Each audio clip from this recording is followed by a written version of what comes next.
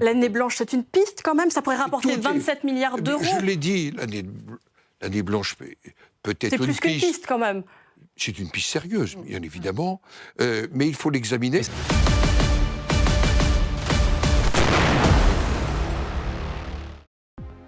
Conserver le budget de l'année dernière pour le prochain, c'est une idée qui germe chez les économes politiques depuis plusieurs mois. Quand certains sortent la tronçonneuse ou d'autres la corne d'abondance, des politiques comme ici Gérard Larcher sont favorables au principe de l'année blanche. Il la qualifie même de piste sérieuse. C'est une piste sérieuse, C'est une piste sérieuse, piste sérieuse. Bien évidemment, c'est une piste sérieuse, C'est une piste sérieuse.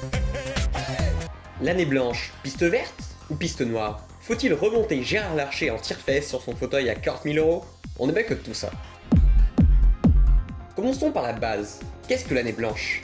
L'année blanche, c'est le gel des dépenses publiques d'une année à une autre. Aucune augmentation des dépenses n'est tolérée dans ce cas de figure. Qu'il s'agisse du budget des ministères, de celui des collectivités locales ou des prestations sociales, chômage, RSA, APL, vous avez compris. De plus, c'est le gel aussi des barèmes de l'impôt. On s'en reparle dans un instant, vous verrez. Ce qui augmente par contre, c'est l'inflation. La hausse des prix est elle bien réalisée. Et de nombreuses dépenses publiques, dans le cas de l'année blanche, ne suivent pas cette inflation. Cela crée une perte financière conséquente pour les bénéficiaires. Combien cela fait gagner à l'État de ne pas ajuster ses dépenses sur l'inflation? Le gouvernement a prédit une inflation de 1,4% pour 2026.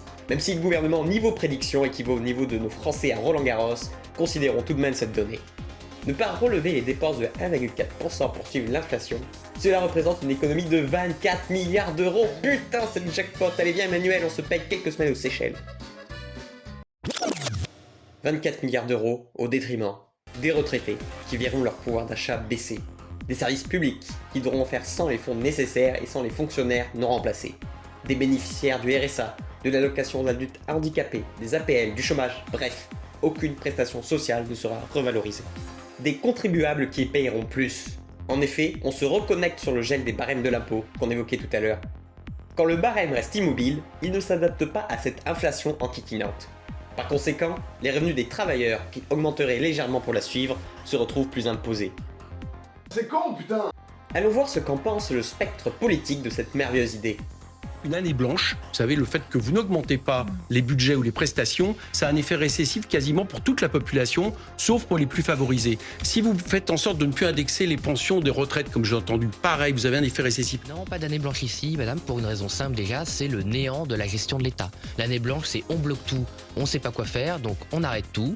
On gèle le salaire des fonctionnaires, les aides sociales, les retraites, l'indexation de l'impôt sur le revenu. Soi-disant, la dernière, c'était le grand tabou qui a empêché la censure. Maintenant, c'est devenu la norme. Le budget qui ressortira de l'Assemblée nationale, il n'aura rien à voir avec les erreurs qui ont été mises par les fonctionnaires de Bercy dans le budget présenté par Sébastien Lecornu. Exemple, les gels des pensions de retraite. Le RN et nous et LR, on est contre, donc ça ne passera jamais. Pour le moins, c'est clair. L'année blanche est consensus contre elle. Il faut une dépense publique qui soit efficace et réponde aux besoins de notre pays. Car si notre dépense publique était aussi efficace, comme nous sommes la première dépense publique de tous les pays de l'Union européenne et même de l'OCDE, qu'est-ce qu'on devrait être heureux? Il n'existe aucune causalité entre dépenses publiques et bonheur. Analogie à deux balles.